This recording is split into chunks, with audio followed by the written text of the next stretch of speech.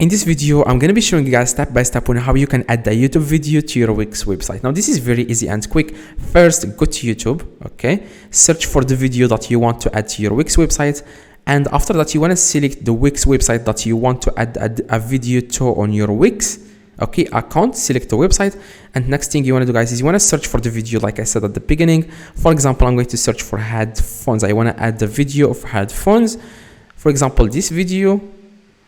And then you want to copy the link of the video in the top, go to your website.